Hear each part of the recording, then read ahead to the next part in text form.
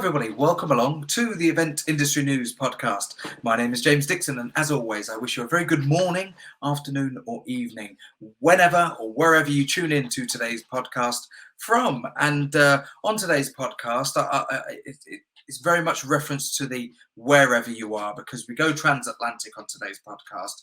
And our guest who will be joining me in just a few seconds' time will be joining us from the beautiful New York City. And on the subject of today's podcast, it's very much talking about terminology that many of our podcast listeners may have come across in the last certainly 2 years, when it's become more prevalent in our language and the way that we communicate. And they're terms like NFT, blockchain, and all in context of ticketing. This is a subject that is rumbling on within the events industry, mostly in the live music sector, but as we'll hear today from our guest, it has applications and implications in many of the other sectors that affects the wider events industry.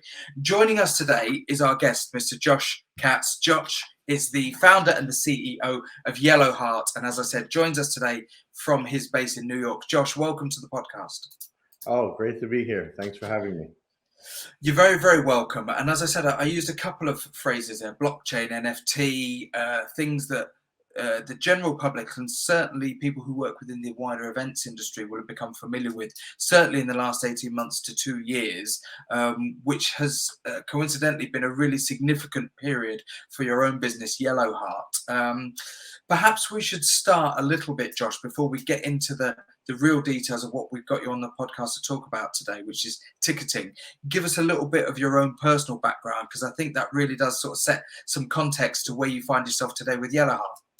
Sure. I've been a fanatical, music fan my entire life since early childhood. I've been a guitar player, since, age 10, and grew up in a house full of guitars. My father was a massive guitar collector, and just been really into music and live music, and always knew that was what I was going to do with my life. So, by the time I got into high school, I realized it would not be as a musician. When you start to get into bands and you realize that you are not, a gifted musician, which I'm not. I continue to play, but, I don't have it, which you need to, really become, have a career in music. So I went the business route and, started promoting shows, and then joined the record label world in the mid-90s. Early on, I worked at Jive Records. I was involved in the launch of the Backstreet Boys, also Britney Spears, and lots of rap music and rock bands, and had a career for a decade within the music business. Left the music business in 2003, really, when file sharing was starting, and Napster had been purchased by BMG, but then shut down, not embraced for the new format and to evolve the industry.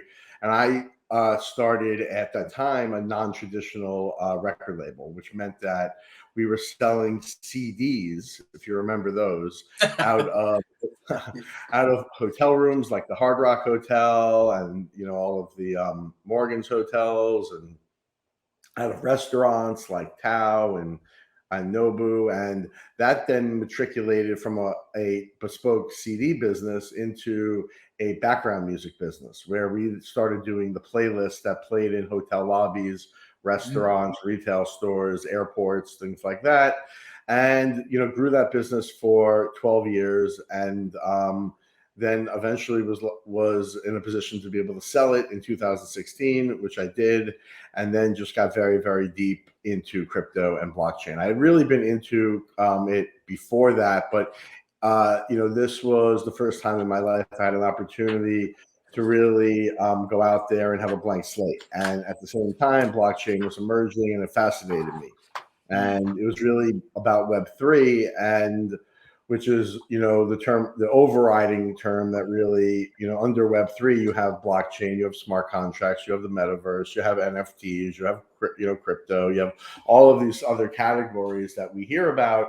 But the overriding theme is really Web3, which is, Web 1 is the internet, Web 2 is mobile, Web 3 is it all really starting to work correctly. And it all coming together with all of those other subcategories I just mentioned. So went down that road and, started a company, YellowHeart, which his mission really was to, I wouldn't say eradicate ticket scalping initially, but it was really to control it, where we wanted to use blockchain technology to create a symbiotic artist-fan relationship, and then allow for real fans to be able to buy tickets and not have to be kind of a fool's run where you're running after trying to buy them on a primary, a secondary, this price, that price, highly manipulated. And that was the initial purpose of the company. Sure. And of course, what's been so important in the last 18 months, 2 years, when these sort of terms Web3, blockchain, that said, NFT, metaverse have come into play, is I suppose from an operational perspective, being able to break those down into simple, understandable ways to comprehend what this technology can do for you on a day-to-day basis. Most people who are going to be using this won't necessarily have a complex technical understanding of what's going on in the background, which is why it's so important to really sort of bring it down to a level that they can understand what it can do. And when you start reading about what blockchain technology and NFT can do for the ticketing process from a resale point of view, that's where things start to get really, really interesting, doesn't it, from an artist and a seller point of view. Tell us about some of the sort of maybe some of the key aspects that the blockchain technology brings to the ticketing process through YellowHeart. Yeah, absolutely. I think it's important, though, that we take a step back first and we look at what exists today. And we take a look at the fact that we all love to go to live events. We all love to go to see sports, theater, concerts. And the ticketing industry is a boring industry that nobody's paid attention to. And it's really never evolved. It's been, a receipt, a proof of purchase, you're in the door, thank you, here's your seat, enjoy the show. It's gone in the last, 2 decades or 3 or 4 decades, really, from a barcode on a piece of paper to a barcode now on a mobile phone in the last few years, right? But slowly, it didn't happen really quickly with mobile. It kind of happened slow because there's never been any type of motivation or innovation within a space. It's been more about, hot bands and selling tickets and manipulating it. Whereas what the live event industry has really not, the very, very industry filled with very, very smart people. But if you think about it, you have 1 billion fans a year buying concert, sports, theater tickets, right, around the world. And these are fans that are passionate about their team, their band, their event. They're a captive audience, and the engagement with them dies upon entry. Whereas one of the major things that blockchain does, and particularly with the use of NFTs and various other elements of the decentralized blockchain, is it enables for ongoing engagement. In a lot of ways, when you look at the artist world today, they've moved to needing a team of publicists and marketing and all these people on the ground to a couple of social media accounts that either their people or some cases, celebrities control themselves. If not, it's part of the business. But you can immediately send a message to everyone that cares about you, your team, Now the next phase of that is like, okay, well, now I want to sell that person something because I can literally put a message up, hey, I'm so-and-so team and I'm selling this shirt today. Everyone immediately knows. You don't have to worry about billboards and radio ads and hoping that people hear about stuff. But what never really was there was the complement of the ability to actually purchase. What the blockchain does is it allows for people to hold these tokens or non-fungible tokens, these NFTs, and because they're holding them, whether they're a ticket or something else, it allows for a two-way interaction that complements kind of where everything else has moved. So it's opening up a real relationship between the team and the fan, the artist and the fan, and so on. It's I'm just looking here while you've been talking, Josh, at something like Ed Sheeran's Instagram. It's 40 million followers on there. So from a PR, from a marketing, from a budgetary point of view, when he's planning a tour, if you rewind 25 years, the adverts that you would have to take out in the newspapers to promote a big concert or a tour, the billboards, the bus stop poster advertising, the posters in all the live clubs, the smaller clubs in city venues around any given territory, the flyering, all of that hard copy merchandise that goes on. He can sit there and in 20 seconds put a message out that basically tells 40 million people that tickets are available. That the landscape has changed, hasn't it? And this is why tickets have to catch up with the way that artists and people can now communicate with their potential audiences. So now let's take that a step further. So now Ed announces a tour on social media. People buy tickets through YellowHeart. Now Ed has direct communication to every single person coming out to his shows. So the next tour, he could just go to those folks and say, hey, would you like to buy a ticket? I'm coming to your town on this date. Oh yeah, you would? Would some of your friends like them too? No problem. And this could be much more controlled and just make Ed more money, make the fans happier, make it easier. And then another part of Web3 is what's called smart contracts. Smart contracts allow you to program how an NFT behaves once it's deployed onto the blockchain. So you could program into the smart contract that, hey, anytime if I give you a ticket to buy, or here's 4 tickets for you and your friends to come see Ed Sheeran, and if you sell them, and I sold them to you for 100 and you sell them for 200, $50 or more, or whatever number Ed decides of that $100 lift is coming back to Ed. So if you use the opportunity to try to make money, or for any reason you can't go and the demand has driven the price higher, Ed will share in that for the first time. And it will happen with absolute transparency to the fan, to Ed, to everybody. The money flows direct. It doesn't go to some third party. It's in Ed's pocket literally when your transaction happens. So you're literally, as a fan, a partner with the artist now on those tickets. And this is, to me, this is the silver bullet with this technology in a way, isn't it? This is cutting out the middlemen, the intermediaries, the tech stack of ticketing that it had become through all the different parties and websites that it had to travel through. It is this direct contact and this direct flow of the transaction. I'll tell you, there are so many more benefits. It's just unbelievable. Like, this is technology that really was made for this industry. Like, this industry is perfect, for it. Because another nature of a blockchain is it's transparent. It's called a public chain, whether it's Ethereum or Polygon or Solana. These are public, which means anyone can look at any transaction. So what it does is it quickly identifies bad actors. Hey, this guy bought 20 tickets and didn't redeem any of them. Wow, okay, red flag. Versus, oh, this is James' 5th game of the season. Let's reward him. Let's give him an upgrade. Let's give him, VIP lounge access. Let's give him, a piece of merch, whatever the team or artist wants to do. But the point is suddenly, as a fan, your behavior is being recognized and then can be rewarded, where right now there's no data flowing back on who the fans are and what their behaviors are. And as a fan, listen, you don't want to be tracked. No one wants to be tracked. But the truth is that if you love Ed Sheeran and he's your favorite artist and your friends are into him and it's a social thing and you go to the concerts and you're into it, then you want to be part of that community and you do want the perks and you do want to be rewarded for being a great member of the community. So, you could also opt out at any time. And that's another cool thing about this technology is it's NFT based, which means that you own like a membership card. Think of it as a digital membership card that either derived out of your tickets. It could be, hey, your 5 tickets morphed into this now one golden thing that gets you all this other perks. And this is the type of stuff that YellowHeart does.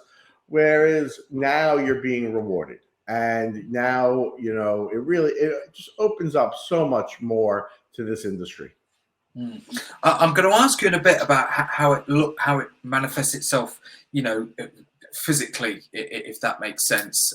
So how a user would actually interact with the ticketing process. But if I may first, something I was keen to ask you today, from a security point of view, we've seen instances with the current digital ticketing systems where certain bands, I think AC/DC did it on their last tour pre-pandemic, where they insisted that people brought photographic ID to match up with it, that had to match up with the name that was bought in the ticket.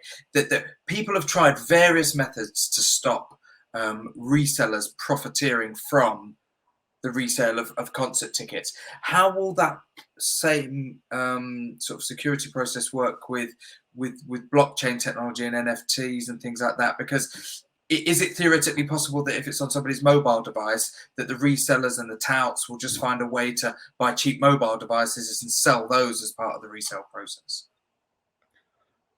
They could. At the end of the day, if you're shipping mobile devices around as tickets, that's a big win. That's pretty cumbersome. But, there's a couple of different things here. So first of all, we have something called fragmentation, which basically means that this is a completely fragmented industry where primary ticket issuers try to do their own secondaries, but the relationship with StubHub, Vivid, SeatGeek, Ticketmaster secondary, Access is secondary, whoever else is completely fragmented. So you often have a case of tickets being sold multiple times. And in the type of transaction that you're referring to, that could be a Craigslist one where who even knows, and you have the same ticket being sold to multiple buyers, and now it's just a race to who's going to show up to redeem it first, and then the next person doesn't get in. That happens all the time. On the blockchain, you can see there's only one authentic copy of something and who owns it, and that's immediately eliminated. You also could identify who's holding what NFTs or what tickets. So if we could have a public view literally in front of us on the screen of every ticket and be like, oh, James is holding 600 tickets. I mean, the whole Ed Sheeran universe now is like, there's the guy. That's they're done, So this immediately cures these problems. When the right UI is used, this is what we're doing as a company is we're taking this technology and we're building it out where the user's use of it is exactly the same as every other app that you live with in your day-to-day life, from Uber to Snapchat to Insta to your food ordering in Amazon, and we're just really making the experience exactly the same. The difference will be is when you click on your seating map on YellowHeart, you're not going to just see like a couple of dots. You're going to be like, oh, James is holding 66 tickets. The interesting thing about that is, as well, going back to what you were saying about being able to work directly with the artist, for example, and their management, and have fewer of these other stakeholders involved in the ticketing chain and process, is that you're in a better position to accurately feed back this analytical information directly to the people who want to understand who their audiences are. 100%. So everyone, the teams, the artists, they get the analytical information. They get all as long as the fan opts in, the fan has to opt in to be part of like community. But once they are in, yes, it could go back to the team and it could be used to really enhance the fan experience. So yes. And of course, genuine music fans, I'm yet to meet a single genuine music fan who wouldn't want to improve the revenue of the artist that they're going to follow. Yeah.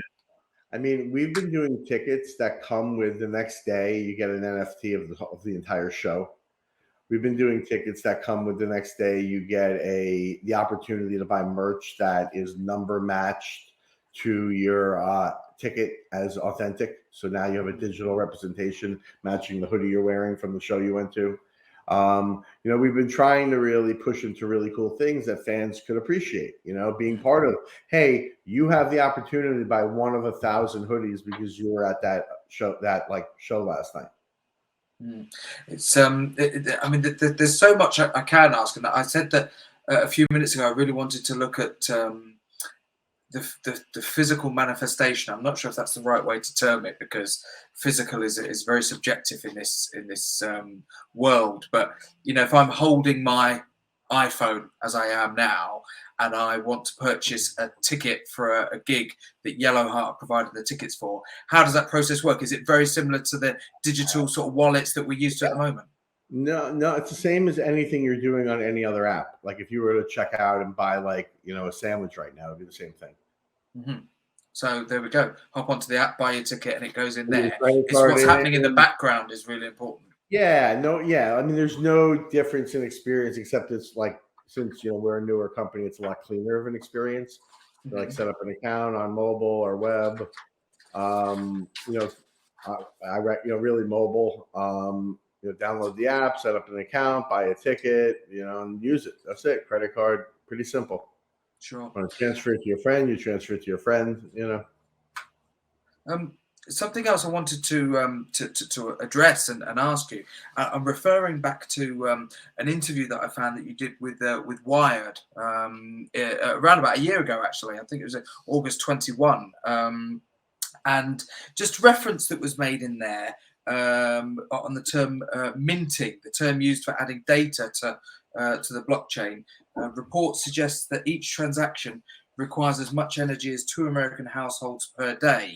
I just sort of highlighted that because I wasn't exactly sure how to sort of interpret that, what it actually means. I wonder if you might just shed a little bit of light on that, because I know that energy use and consumption within the events industry as a whole at the moment, again, is quite a hot topic.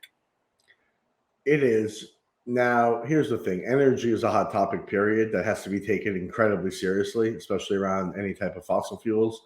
But renewable energy is super important. So the reality is that the Wired article was published in August, 1 year ago, but the actual interview happened 3 or 4 months ahead of that. Right. And I just want to, it doesn't really matter overall, but I want to explain this because if you look at that, we're talking about that interview is probably, 15 months old. Okay. Which in tech terms is an age ago. It's like decades. And in this industry, things are moving at lightning speed. So the overriding important theme here is that a new industry is being built that's all digital and does require the use of energy, right? So luckily, you have many of the smartest people in the world working on this stuff now, and the acceleration around the use of less energy has just gotten massive. In fact, there's been something called a layer 2 sidechain. The most popular one is called Polygon. And some other, chains that claim that they burn much less energy, that are really what's called proof of stake versus proof of work. When you have proof of work, it means that someone has to validate a transaction. I don't want to get into technical, blockchain stuff here. Yeah. But, the proof of stake blockchains move much quicker and don't burn nearly as much energy because it doesn't have to be a computation that runs through a network of computers. The gist of it is that the technology is moving so fast and everyone is so cognizant, and the overall NFT crypto industry is people who are very much caring about the environment. And it's a group that really cares about not damaging the environment, super thoughtful, super smart, and there's been major advancements happening towards the use of less energy. So just for YellowHeart alone, for example, I mean, at this point, we can mint 14,000 NFTs with the same energy usage as basically like watching a movie, it's not like it's anything crazy, so that, and it's only getting better. In fact, September 15th, right now, Ethereum 2.0 is shipping or, coming out. And apparently that's going to be moving to a proof of stake versus proof of work. And that might just propel this industry massively forward. I mean, I know that I've been waiting for this for a very long time. So is a lot of other people in this industry. But just know that the energy consumption thing is a real thing to be concerned about, but I don't think in time it's going to matter much because this industry is really working hard to mitigate it. And I suppose if we're talking about, the connections, the physical devices, the different users that are sort of authenticating transactions processes within blockchain, as the technology, as microchips become small, as everything becomes faster, every month there's a better laptop, a better mobile device, a better thing, because the quicker that authentication process takes within the chain, the less energy that it uses. So the better the devices become and the better the connections become, Of the course, less energy we're going to use. think about every household these days where at night you're charging your phone, you're charging your iPad, you're charging your laptop, your whole family's doing it. I mean, like everything we're doing as a society is moving digital. We're on a digital chat now, which burned a lot less fossil fuel than me having to get on a plane and come over the pond to do this in person. So think about it that way. So it's just a matter now of the people in this industry who do care just coming up with great scaling solutions, and it's actually happening. So it's something that, as a digital universe that we all live in today, we just need to take into consideration how we're powering these digital experiences. Sure. Something else I was hoping to shed a bit of light on today for people listening is the subject of the currency. Actually, are there any limitations when you're using a technology like this for a ticketing process, as to what types of currency, or is it literally just a case that a user can set what currency they want transactions to be in? How does that sort of work from a transactional point of view? Yeah, we take credit cards, Apple Pay, so like things like that people are just used to, and they're set up already. We find just to be the best methods to pay. Clearly there's cryptocurrencies that exist, and on YellowHeart you can pay with USDC, Bitcoin, and ETH. We just don't see a lot of people doing it, and we don't really believe that all of those are currencies to be transacting with for concert tickets. When you're going and you're buying a $40 club ticket for Marquee, I don't think you're going to spend your Bitcoin on it. I think it's more becoming an investment grade, opportunity right now around Bitcoin is how most people are looking at it, not as a, like, let me buy my tickets and my coffee and my other daily items on Bitcoin. Sure.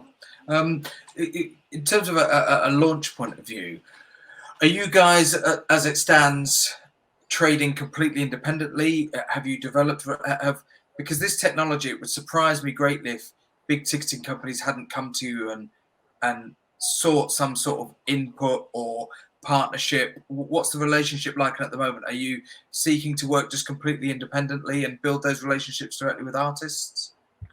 So we're open to working with everyone right now. We definitely are open to the entire ecosystem, and anyone that really wants to be using our products to better their experience and make more money for their business, we're open to working with. And we have, fan token products, membership products. We have collectibles around high-end, music collectibles. So we have other elements of our business. We have gated NFT albums, gated NFT video, all these other features and things that we'll do if as much as our primary focus really is on the evolution of ticketing and our ticketing product, which is really probably the best ticketing product ever built, we do have other features that come along that could complement other people's ticketing if necessary. So we are open to really working with anyone in the live and sports ecosystem. Sure. And I'm pleased that you added sports at the end there, because we've referenced a lot of music related, events at the moment, but we've just had in the UK, for example, the Commonwealth Games. We had the delayed Olympic Games last year. We've got a soccer World Cup coming up at the end of this year. These major sporting events historically have always had issues with the secondary market. This is a big problem solver for them. It is. And, and it's interesting because the YellowHeart, because of my, being a massive music fan, was derived out of that, but now it's headed much more down the sports lane, where we believe that, sports is something that we could just add massive value to the stakeholders, where they'll make much more money using YellowHeart than they will any of these other existing systems right now. It's almost like ludicrous how much more they could do with YellowHeart. So we think sports is a super important sector to really be correcting right now. Absolutely, I see huge potential in there. Being a lifelong football and soccer fan, Oh my God. just from a major tournament point of view, maybe not a day-to-day and a week-to-week level, for games, but I'm thinking major sporting tournaments, No, golf, it's tennis, really anything like that. it's everything, because the day-to-day is what it's all about. So if you're a season ticket holder, or even if you just buy tickets and you go to matches, around football, think about that. So now, wow, you've been to 4 games this season. Let's reward you. Here's your 5th. And now when it comes, the team has made the championship. Shouldn't you be the person given the option to buy the ticket? Absolutely You've been to right. 5 games this season. You're a real fan. Absolutely right. And there's a huge other discussion to be had there about that at the moment I'm over just the saying, UK. this allows us to identify the real fans and reward them, and that's the whole point. So it's not just about the championship game; it's about the entire ecosystem. When it comes time to issue tickets for the championship game, they're getting into actual fans' hands. Absolutely. We've been talking on the podcast today to Mr. Josh Katz. Josh is the founder and the CEO of YellowHeart. I've been talking to the Event Industry News podcast today about blockchain technologies, NFTs, and how YellowHeart are effectively revolutionizing the digital ticketing process by making it much harder for touts, for resellers to profit and make money off of that, and make sure that a lot of that money and revenue is going back into the hands of the people who are ultimately selling the tickets and delivering these experiences. Josh, before we wrap up today and let you get on with your day's business over in New York, if people want to find out a bit more about what YellowHeart are up to, how do they get in touch? Web, social media? Give us all of those details. YellowHeart. .io, YH.io, YellowHeart.com, all leads you to the same place. YellowHeart NFT on Instagram and Twitter. Highly recommend just following what we're doing, and if anyone's interested in using our services, definitely reach out to us. We, are very open right now to working with all types of event organizers. So I would love to hear from anyone out there looking to try this technology.